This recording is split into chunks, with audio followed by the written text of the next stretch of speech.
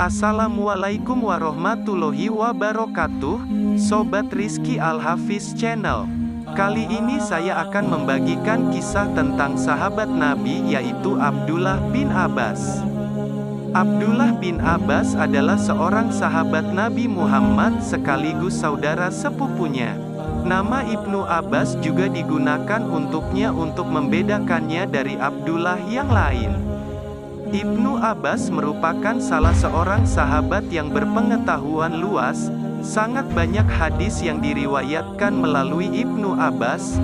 Beliau juga merupakan kakek dari Imam Muhammad Al-Abbasi yang menjadi ayah dari satu imam revolusi Abbasiyah, yakni Ibrahim Al-Imam, dan dua khalifah dari kekhalifahan Abbasiyah, yakni Abu Abbas Abdullah As-Saffah dan Abu Ja'far Abdullah Al-Mansur. Ibnu Abbas lahir saat Nabi sudah 10 tahun menjalankan dakwah dan sedang diblokasi ekonomi oleh Quraisy. Nasab Ibnu Abbas yaitu dari Abdullah bin Abbas bin Abdul Muthalib bin Hashim bin Abdu Manaf bin Qusay bin Kilab bin Murrah bin Ka'ab bin Lu'ay bin Galib bin Fir bin Malik bin An-Nadr bin Kinanah bin Huzaimah bin Mudrikah bin Ilyas bin Mudar bin Nizar bin Ma'ad bin Adnan. Dia merupakan anak dari keluarga yang kaya dari perdagangan bernama Abbas bin Abdul Muthalib. Maka dari itu dia dipanggil Ibnu Abbas, anak dari Abbas. Ibu dari Ibnu Abbas adalah Ummu Al-Fadl Lubabah, yang merupakan wanita kedua yang masuk Islam, melakukan hal yang sama dengan teman dekatnya Khadijah binti Khuwailid, istri Nabi Muhammad. Ayah dari Ibnu Abbas dan ayah dari Muhammad merupakan anak dari orang yang sama, Syaibah bin Hashim, lebih dikenal dengan nama Abdul Muthalib. Ayah orang itu adalah Hashim bin Abdu Manaf, penerus dari Bani Hashim, klan dari Quraisy yang terkenal di Mekah. Ibnu Abbas juga memiliki seorang saudara bernama Fadl bin Abbas. Saat Ibnu Abbas masih dalam kandungan, Nabi meminta pada ibunya agar membawanya saat lahir. Ketika lahir, Nabi sendiri yang memberikannya nama Abdullah. Engkau akan melihatnya sebagai orang yang cerdas, kata Nabi pada Ummu Fadl. Ubaidillah bin Utbah berkata, tidak seorang pun yang lebih tahu tentang hadits yang diterimanya dari Rasulullah Shallallahu Alaihi Wasallam daripada Ibnu Abbas. Dan tak kulihat orang yang lebih mengetahui tentang putusan Abu Bakar, Umar dan Utsman dalam pengadilan daripadanya. Begitu pula tak ada yang lebih mendalam pengertiannya daripadanya. Ibnu Abi Mulaikah berkata, aku menemani Ibnu Abbas dari Mekah ke Madinah. Maka ketika dia singgah, dia tidak meninggalkan salat di sebagian malamnya. Ia membaca surat Al-Kahf ayat 19 tentang sakaratul maut hingga ia menangis. Ibnu Abbas mendukung Ali bin Abi Thalib dan berpartisipasi dalam pertempuran Jamal dan pertempuran Siffin. Bahkan ia berhasil membuat 20.000 Khawarij bertaubat setelah mendapatkan penjelasan dari Ibnu Abbas tentang kekecewaan mereka pada Ali dan Muawiyah.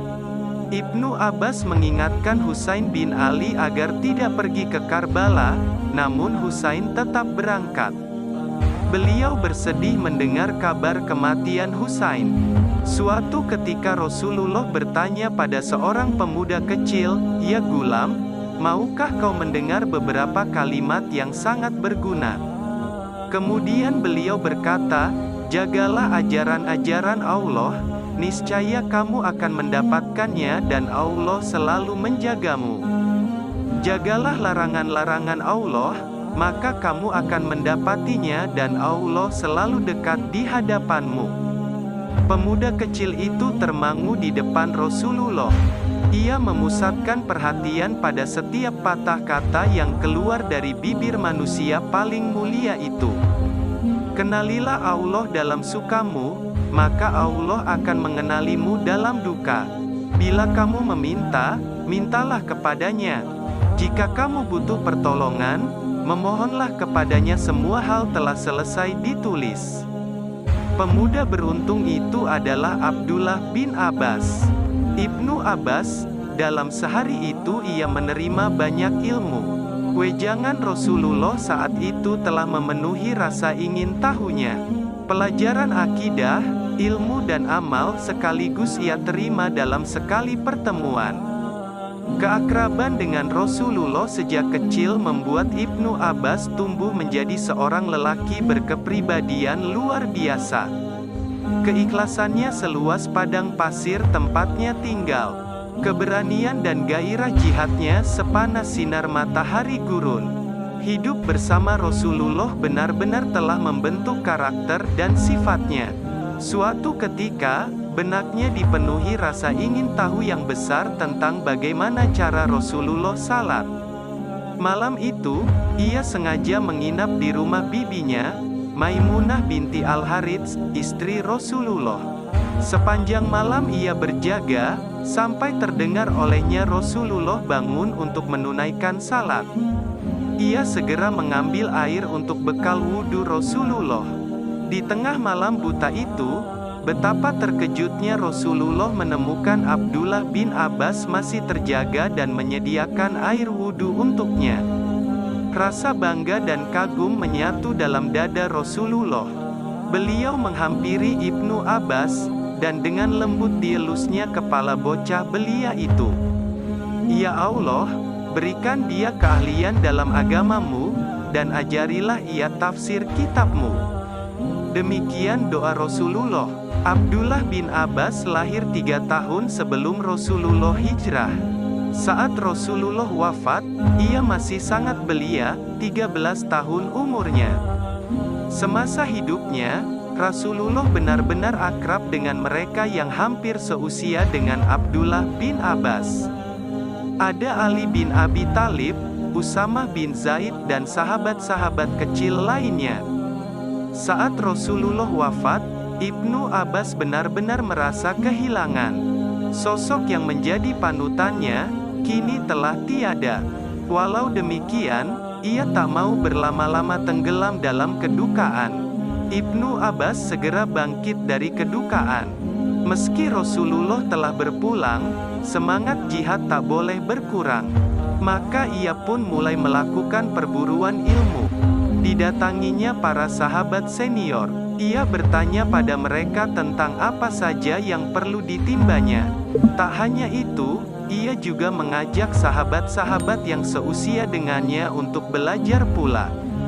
Tapi sayang, tak banyak yang mengikuti jejak Ibnu Abbas. Mereka merasa tidak yakin, apakah para sahabat senior itu mau memerhatikan mereka yang masih anak-anak. Walau demikian, Ibnu Abbas tak patah semangat. Ia ketuk satu pintu dan berpindah ke pintu lain, dari rumah-rumah para sahabat Rasulullah. Tak jarang ia harus tidur di depan rumah mereka, karena para sahabat tengah istirahat. Namun betapa terkejutnya mereka begitu melihat Ibnu Abbas tidur di depan pintu rumah. Wahai keponakan Rasulullah, kenapa tidak kami saja yang menemuimu? Kata para sahabat yang menemukan Ibnu Abbas di depan rumah mereka. Tidak, akulah yang mesti mendatangi Anda, jawabnya. Demikianlah kehidupan Ibnu Abbas, hingga kelak ia benar-benar menjadi seorang pemuda dengan ilmu dan pengetahuan yang tinggi. Karena tingginya dan tak berimbang dengan usianya, ada yang bertanya tentangnya. Bagaimana Anda mendapatkan ilmu ini, wahai Ibnu Abbas? Beliau jawabnya dengan lidah dan gemar bertanya, dengan akal yang suka berpikir. Karena ketinggian ilmunya itulah, ia kerap menjadi kawan dan lawan diskusi para sahabat senior. Umar bin Khattab misalnya, selalu memanggil Ibnu Abbas untuk duduk bersama dalam sebuah musyawarah. Pendapat-pendapatnya selalu didengar karena keilmuannya. Sampai-sampai Amirul Mukminin kedua itu memberi julukan kepada Ibnu Abbas sebagai pemuda tua. Doa Rasulullah yang meminta kepada Allah agar menjadikan Ibnu Abbas sebagai seorang yang mengerti perkara agama telah terwujud kiranya. Ibnu Abbas adalah tempat bertanya karena kegemarannya bertanya. Ibnu Abbas tempat mencari ilmu karena kegemarannya terhadap ilmu. Di usianya yang ke-71 tahun, Allah memanggilnya. Saat itu umat Islam benar-benar kehilangan seorang dengan kemampuan dan pengetahuan yang luar biasa. Hari ini telah wafat ulama umat, kata Abu Hurairah menggambarkan rasa kehilangannya. Demikian yang bisa saya sampaikan dan jangan lupa dukungannya dengan cara subscribe, like, dan share ke teman-teman kalian. Wassalamualaikum warahmatullahi wabarakatuh.